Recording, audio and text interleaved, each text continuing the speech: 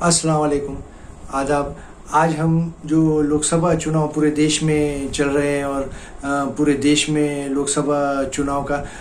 तीसरा चरण समाप्त हुआ है और आने वाली 13 मई को चौथा चरण होने वाला है। और महाराष्ट्र के भी जो 48 लोकसभा के सीट्स है उनमें तीसरे चरण में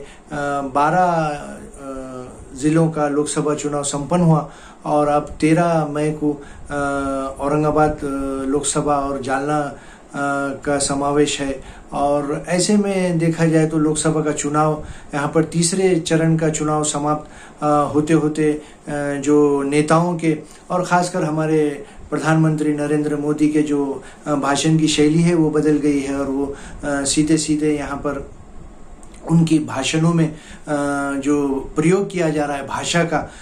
वो सीधा घुसपैठिए, ज़्यादा बच्चे पैदा करने वाले और एक विशेष समाज को वो टारगेट कर रहे हैं जानबूझकर। और वैसे देखा जाए तो भाजपा का ये एजेंडा है कि वो जातिवाद की राजनीति करती है और जैसे जैसे चुनाव संपन्न हो रहे हैं भाजपा अपने रंग में आ रही है और जातिवाद के मुद्दे यहाँ पर वो ला रहे हैं। और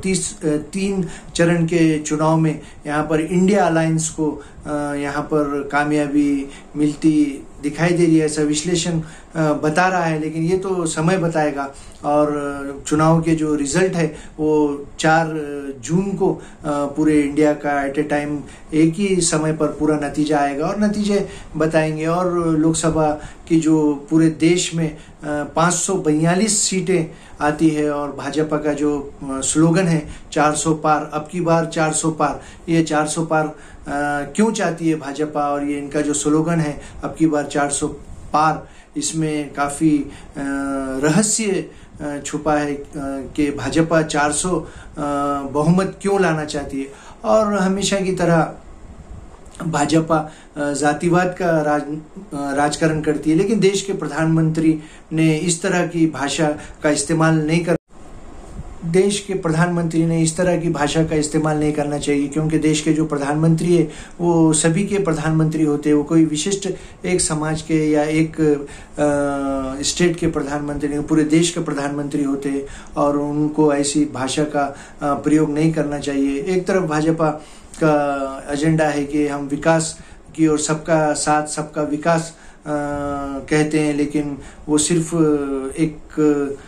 विशेष समाज को टारगेट करते हैं। और देखने में ये आ रहा है कि जैसे जैसे चुनाव आगे बढ़ रहा है भाजपा अपने लय में आ रही है, रंग में आ रही है और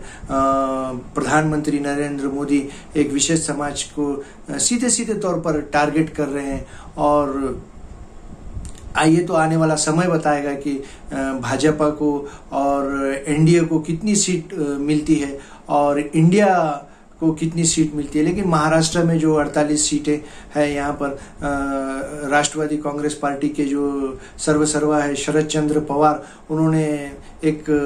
स्टेटमेंट यहाँ पर दिया है मीडिया को कि महाराष्ट्र में महाविकास आघाड़ी को कम से कम 30 से 35 सीट मिलने की उम्मीद जताई जा रही है। और महाविकास आघाड़ी में कांग्रेस पार्टी और राष्ट्रवादी कांग्रेस पार्टी शरद चंद्र पवार और शिवसेना उद्धव ठाकरे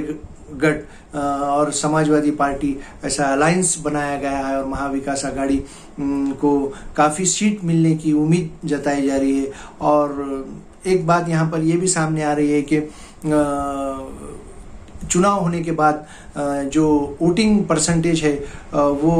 कहीं ना कहीं 1 घंटे के बाद वो वोटिंग परसेंटेज बढ़ाकर दिखाया जा। इस सिलसिले में महाविकास आघाड़ी के नेता सभी यहाँ पर राष्ट्रपति को मिलने वाले हैं और इसकी शिकायत दर्ज करने वाले हैं क्योंकि चलिए फिर एक नए मुद्दे के साथ अल्लाह।